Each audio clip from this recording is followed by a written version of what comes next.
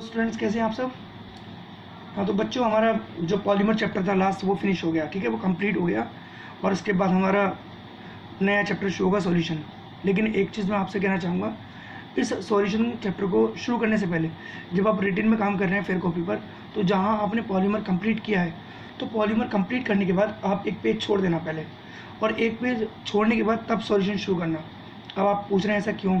वो इसीलिए कि जो पॉलीमर वाला चैप्टर था वहाँ मेरे पास कुछ बच्चों के व्हाट्सएप पे मैसेज आए, कुछ बच्चों की मेरे पास कॉल भी आई कि सर उसमें कुछ पॉलीमर ऐसे थे जिनमें किसी की प्रॉपर्टीज़ रह गई, किसी के यूज़ रह गए, या किसी की प्रॉपर्टीज़ और यूज़ दोनों रह गए, ठीक है। ज़्यादा नहीं थे, वो 4-5 टॉपिक थे ऐसे छोटे छोटे। जैसे डैक्रोन था, तो डैक्रोन की प्रॉपर्टीज़ एंड यूज़ दोनों रह गए थे उसके अंदर। तो मैं आपको एक PDF बना के भेज दूँगा, आप उस PDF से वहाँ जो मैं एक पेज छोड़ने के लिए बोल रहा हूँ उस पर कर लीजिएगा उसको फेयर।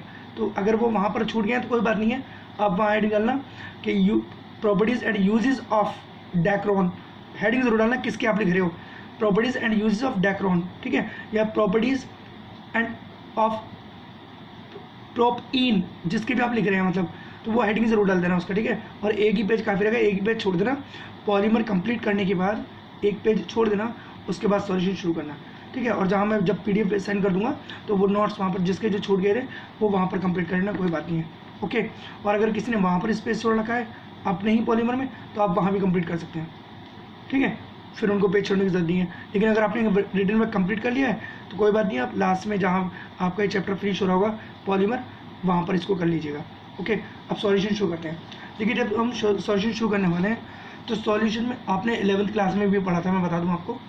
सॉल्यूशन में आपने नॉर्मलिटी, मोलरिटी ये सब पढ़ा था, ठीक है, सब पढ़ा था ना पीछे। और अभी भी सारा यही भी होगा, और आगे भी नई चीज़ें ऐसी होंगी जो आपने बिल्कुल एक बार भी नहीं पढ़ी है, ठीक है, सॉल्यूशन वाले चैप्टर में।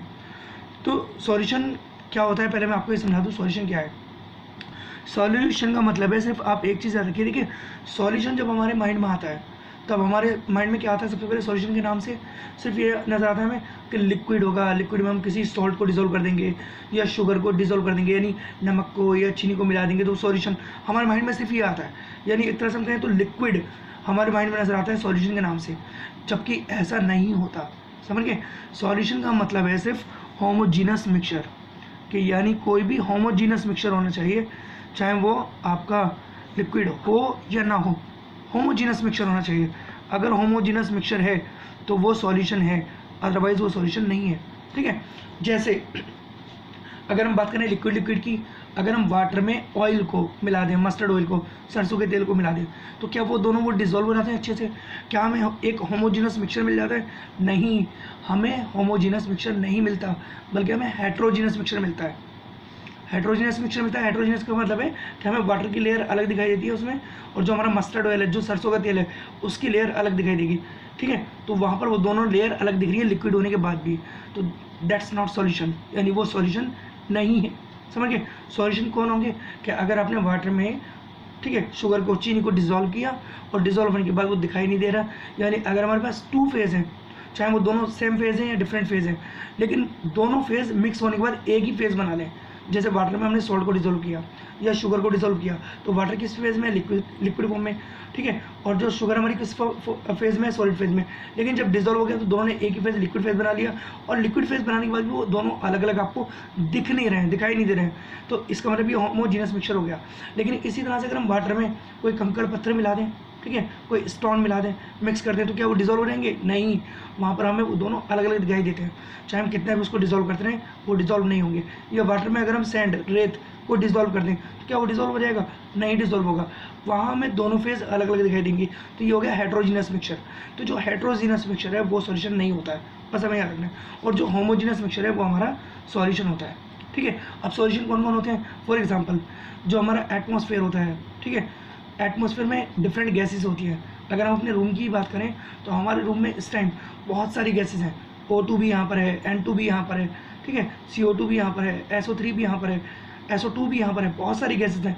लेकिन क्या हमें कोई भी गैस दिखाई दे रही है? क्या हमें दिख रहा है कि यहाँ से ब्लू कलर की गैस जा रही है?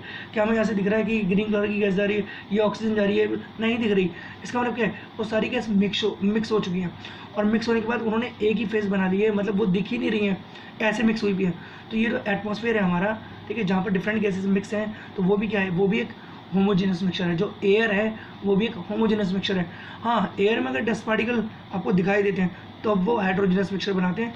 वो भी डस्ट पार्टिकल उसमें क्या है कि वो डिफरेंट फेज वहाँ पर क्रिएट कर रहे हैं, डिफरेंट फेज वहाँ पर बना रहे हैं, समझिए। तो होमोजेनस कब होगा? जब वहाँ पर कोई भी धूल मिट्टी वगैरह नहीं होगी, बिल्कुल प्लेन होगा, जैसे आप अपने रूम में बैठे हैं और रूम में आपको कुछ भी चीज़ नहीं दिखाई दे रही, कोई डस्ट नहीं दिख रहा, बस आपको ट्रांसपेरेंसी दिखाई दे रही है, क्लियर दिखाई दे रही है। तो यहाँ पर बहुत सारी गैस मिक्सर हो गई हैं, तो क्या है? होमोजेनस मिक्सचर, ठीक है। तो लिक्विड में क्या होते हैं, यानी अब ऐसे ही जैसे ब्रास होता है आपका, जैसे हम पीतल की बात करते हैं, तो ब्रास किससे मिलकर बना होता है? कॉपर से, जिंक से। अगर इनको मिलाओ तो मिलने के बाद ना तो कॉपर हमें दिखाई देता है और ना जिंक, ठीक है। तो सॉलिड का क्या हो गया? ये होमोजेनस मिक्सचर हो गया। अब जो सॉल्यूशन होगा उसमें दो कंपोनेंट्स होते हैं, ये आपने पढ़ा है, ठीक है, 9th में पढ़ा है। तो कम वाले कंपोनेंट्स को हम क्या बोलते हैं? जो कम अमाउंट में होता है उस कंपोनेंट को हम सॉल्यूट बोलते हैं, और जो ज़्यादा में होता है उसे हम क्या बोलते हैं? सॉल्वेंट, ठीक है। और जो मिक्सचर है वो क्या बन जाता है हमारा? सॉल्यूशन। यानी कम वाला हमारा क्या होगा? सॉल्यूट, ठीक है, और प्लस ज़्यादा वाला क्या होगा? सॉल्वेंट, और हमारा क्या बन जाएगा यहाँ पर? सॉल्यूशन, ठीक है। फॉर एग्जांपल अगर हम सॉल्यूट, मान लीजिए हमने शुगर लिया, चीनी लिया, ठीक है, 2 स्पून, और प्लस 1 ग्लास वाटर लिया, तो हमारा क्या बन गया यहाँ पर? ये सॉल्यूशन बन गया। तो जो ज़्यादा वाली अमाउंट है वो सॉल्वेंट है हमारी, जो कम वाली अमाउंट है वो सॉल्यूट है हमारी, और जो बन गया होमोजेनस मिक्सचर अगर बन गया तो वो हमारा सॉल्यूशन है। तो मिक्सचर का मतलब सॉल्यूशन का मतलब आप याद रखिए सिर्फ होमोजेनस मिक्सचर, ठीक है। और उसमें सॉल्यूट और सॉल्वेंट किसी भी फेज में हो सकते हैं। किसी भी फेज का मतलब कि दोनों लिक्विड भी हो सकते हैं, दोनों सॉलिड भी हो सकते हैं, दोनों गैस भी हो सकते हैं, एक लिक्विड एक सॉलिड भी हो सकता है, एक गैस एक लिक्विड भी हो सकता है। जैसे कोल्ड ड्रिंक होती है ना, तो कोल्ड ड्रिंक क्या है? होमोजेनस मिक्सचर है। उस कोल्ड ड्रिंक में वाटर में CO2 गैस डिजोल्व होती है, समझ गए? तो CO2 गैस एक होमोजेनस मिक्सचर बनाती है उसके अंदर, ठीक, समझ गए ना? CO2 गैस एक होमोजेनस मिक्सचर बनाती है जो दिखती ही नहीं है, फील हम करते हैं, पीते हैं, डकार लेते हैं, वो अलग चीज़ है, ठीक है। तो वो भी एक कोल्ड ड्रिंक भी जो है वो कैसा है? एक होमोजेनस मिक्सचर है, एक सॉल्यूशन है, जिसमें जो हमारी गैस है CO2 गैस है जैसे, तो वो गैस किस फेज में होगी? सॉलिड फेज में। और जो हमारा वाटर है, ठीक है, वो किस फेज में हो गया? वो सॉल्वेंट फेज में हो गया। और जो कोल्ड ड्रिंक है पूरी हमारी वो सॉल्यूशन बन गया, ठीक है। और सॉल्यूशन को अब हम किससे रिप्रेजेंट करते हैं? ठीक है, सॉल्यूशन को रिप्रेजेंट करने के लिए क्या क्या चीज़ें होती हैं जिससे हम सॉल्यूशन को रिप्रेजेंट करते हैं? एक तरह से यूनिट होती है, जैसे आपने पढ़ा नॉर्मलिटी, मोलरिटी, ग्राम पर लीटर, ठीक है, मास परसेंटेज, ppm, ये सब सॉल्यूशन को इंडिकेट करते हैं इससे, समझ गए? सॉल्यूशन को रिप्रेजेंट करते हैं इससे, एक तरह से यूनिट होती हैं सब, ठीक है, सॉल्यूशन की। ये कंसनट्रेशन की हम बोलेंगे, तो कंसनट्रेशन की यूनिट होती है ये सब, ठीक है। कंसनट्रेशन को रिप्रेजेंट करते हैं किससे? नॉर्मलिटी, मोलरिटी वगैरह इस तरह से। अभी कंसनट्रेशन क्या चीज़ होती है फिर मैं बता दूं आपको।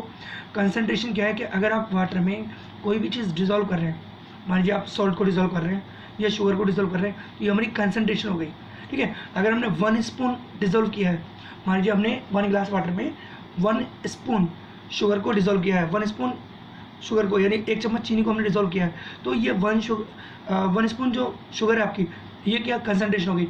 अगर हमने 1 की जगह वहाँ पर 10 स्पून ले लिया, 10 चम्मच चीनी मिला दिया है 1 गिलास पानी में, तो अब क्या होगा? हमारी कंसनट्रेशन ज़्यादा होगी। तो जितना हम सॉल्यूट ज़्यादा मिलाएंगे हमारी कंसनट्रेशन इंक्रीज़ होती जाएगी, ठीक है। और जितना हम पानी ज़्यादा मिलाते रहेंगे, यानी लिक्विड ज़्यादा मिलाते रहेंगे, तो सॉल्यूशन हमारी कंसनट्रेशन है वो डिक्रीज़ होगी और डाइल्यूशन इंक्रीज़ होगी। तो डाइल्यूशन मैंने बताया था एक सिंपल लैंग्वेज में आपको कि डाइल्यूशन का मतलब होता है पतलापन और कंसनट्रेशन का मतलब होता है गाढ़ापन। तो अगर आप पानी में बार बार चीनी 1 चम्मच, 2 चम्मच, 3 चम्मच, 4 चम्मच इस तरह से मिलाते रहेंगे, ज़्यादा करते रहेंगे, तो कंसनट्रेशन इंक्रीज़ होती जाएगी। और अगर आप चीनी की जगह पानी मिलाने लगेंगे उल्टा, 1 गिलास, 2 गिलास, 3 गिलास, 4 गिलास, तो डाइल्यूशन इंक्रीज़ होती जाएगी, यानी पतलापन बढ़ता रहेगा, ठीक है। तो कंसनट्रेशन को किससे रिप्रेजेंट करते हैं? सबसे पहले देखिए हम बोलते हैं मास परसेंटेज है, मास परसेंटेज बाय मास, समझिएगा ध्यान से। मास परसेंटेज बाय मास का मतलब क्या है? It is defined as the amount of solute in gram, यानी अगर हम सॉल्यूट लें, ठीक है, और वो भी किस में? ग्राम में लें। जैसे मैंने 10 ग्राम सॉल्यूट लिया, ठीक है, 10 ग्राम सॉल्यूट, और उसको अगर सपोज करो 100 ग्राम, ठीक है, या 90 ग्राम या 50 ग्राम, कितने भी ग्राम सॉल्यूशन में डिजोल्व कर दिया, सॉल्वेंट में डिजोल्व कर दिया, तो ये वाली सॉल्वेंट में डिजोल्व कर दिया, तो ये वाली चीज़ क्या कहलाएगी? हमारी mass percentage by mass percentage by mass, यानी अगर मैं इसकी डेफिनेशन दूंगा तो क्या बोलूँगा, it is defined as the amount of solute in gram, amount of solute in gram present in 100 gram. ठीक है, तो जब हम अब डेफिनेशन देंगे तो आप बोलेंगे यहाँ पर present in 100 gram of solution, यानी 100 ग्राम ऑफ सॉल्यूशन में जितने भी ग्राम सॉल्यूट के डिजोल्व होंगे, 100 ग्राम सॉल्यूशन में जितने भी ग्राम किसके सॉल्यूट के डिजोल्व होंगे उसे हम बोलते हैं मास परसेंटेज बाय मास। बस सिंपल सी है डेफिनेशन, इसके ऊपर याद रखो कि 100 ग्राम सॉल्यूशन में आपके जितने भी ग्राम सॉल्यूट डिजोल्व होगा वो क्या कहलाएगा आपका, मास परसेंटेज बाय मास। ठीक है, दूसरा हम बोलते हैं ऐसे ही यहाँ पर ग्राम पर लीटर, तो ये नेम से ही पता चलता है कि अगर हमारा 1 लीटर सॉल्यूशन में 1 लीटर सॉल्यूशन हमने लिया और 1 लीटर सॉल्यूशन में जितने भी ग्राम हमारे 10 ग्राम 50 ग्राम 20 ग्राम कितने भी ग्राम अगर हमारे सॉल्यूट डिजोल्व है, ठीक है, किसमें 1 लीटर सॉल्यूशन में, तो इस कंसनट्रेशन को हम क्या बोलते हैं, ग्राम पर लीटर कंसनट्रेशन। इसको हम क्या बोलते हैं, मास परसेंटेज बाय मास कंसनट्रेशन।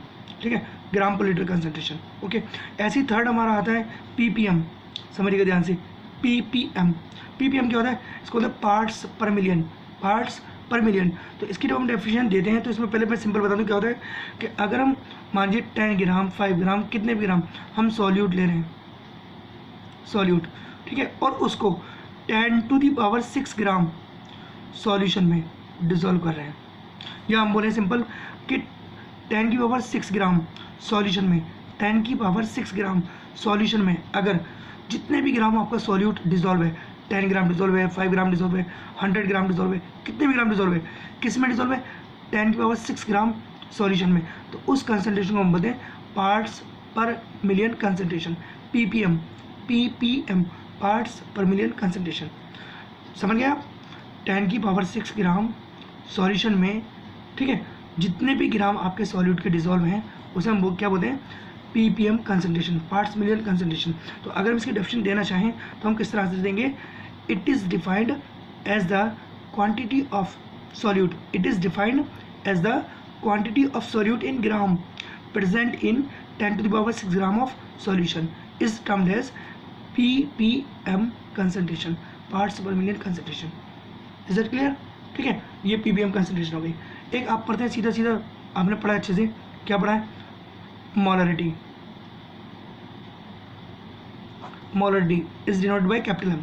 क्या होता है मोलरिटी, ये मोलरिटी को या नॉर्मलिटी को इनको डिनोट करते हैं, ठीक है, पीपीएम वगैरह को डिनोट नहीं करते हैं, इनको सीधा सीधा लिखते हैं। तो मोलरिटी क्या होता है, मोलरिटी किसे बोलते हैं हम, अगर हमारे 1 लीटर सॉल्यूशन में 1 लीटर सॉल्यूशन में किसी के सॉल्यूट के जितने भी मोल डिजोल्व होते हैं, सॉल्यूट के जितने भी मोल डिजोल्व होते हैं, ठीक है, उसे हम क्या बोलते हैं, मोलरिटी, यानी number of moles of solute, number of moles of solute present in 1 litre solution, number of moles of solute present in, ठीक है, 1 litre solution is termed as molarity. Is that clear? ये तो definition होगी इसकी। और अगर हमें वहाँ जब फार्मूला देते हैं तो आपका फार्मूला लिखा हुआ है, असल में मुझे यहाँ पर आपको बताना पड़ेगा क्योंकि जो 11th में बच्चे थे, 11th ए के या ई के, जब कंबाइन कितनी क्लास मैंने तब भी बताया था वैसे, लेकिन मैं आपको बता दूँ कि मोल कैसे निकालते हैं, यहाँ पर ये ज़रूरी है, पहले मोल निकालना और ग्राम इक्विवेलेंट निकालना। देखिए मोल अगर हमें किसी का निकालना है तो कैसे निकालते हैं, जैसे फॉर एग्जांपल हमें यहाँ से ध्यान से देखिए, हमारी 98 ग्राम H2SO4 है, हमें इसके मोल निकालने हैं, कैसे निकालेंगे, 98 ग्राम H2SO4 हमारे पास है, हमें इसके मोल निकालने हैं, तो मोल कैसे निकालेंगे, तो मोल का फॉर्मूला क्या होता है, ध्यान से देखिएगा, मोल का फॉर्मूला क्या होता है, mass of solute, mass of solute upon molar mass, molecular mass, ठीक है, मॉलिक्यूलर मास। तो मास ऑफ सॉल्यूट कितना है हमारा 98 ग्राम, तो हमने 98 लिख दिया, अपॉन मॉलिक्यूलर मास, यानी इसका मॉलिक्यूलर मास कितना है। अब समझिए ध्यान से, ये H, S और O है, तो एक H कितने ग्राम का होता है, 1 ग्राम का, S कितना होता है 32, ऑक्सीजन कितनी होती है 16 की, तो 1H कितने ग्राम का है 1 ग्राम का, तो 2H कितने ग्राम के हो गए 2 ग्राम के, 1 सल्फर कितने ग्राम की है 32 ग्राम की, 1 ऑक्सीजन कितने ग्राम की है 16, तो 4 कितने की होगी 64 की, हो गया। इन सबको ऐड करेंगे तो 98 आ जाएगा, ठीक है। तो ये क्या चीज़ हो गई हमारी मॉलिक्यूलर मास, तो मॉलिक्यूलर मास निकाल सकते हैं किसी का भी ऐसे ही। तो अब हम यहाँ डिवाइड करते हैं, यानी हमारा मॉल का फॉर्मूला क्या है, mass of solute upon molecular mass, यानी अपॉन 98, तो डिवाइड करेंगे तो कितना आ गया 1 मोल आ गया, 1 मोल, यानी 98 ग्राम SiO4 में कितने मोल है, 1 मोल। तो ठीक है, तो मोलरिटी की डेफिनेशन क्या है, number of moles of solute present in 1 litre of solution is termed as molarity. अच्छा एक काम कीजिएगा, जो आपने 11th में मोलरिटी नॉर्मलिटी पढ़ा था, मोलरिटी पढ़ा था, वही डेफिनेशन पढ़िएगा आप सब। और PDF नोट्स में भी हैं, वैसे PDF नोट्स से भी कर लेंगे, उसमें से भी कर सकते हैं। ऐसे ही न्यूमेरिकल भी आएंगे इनके ऊपर, तो मैं न्यूमेरिकल वगैरह समझाऊंगा। ठीक है, नेक्स्ट वीडियो में आपको बताता हूँ, क्योंकि ये वीडियो फिर ज़्यादा बड़ा हो जाएगा। ठीक है।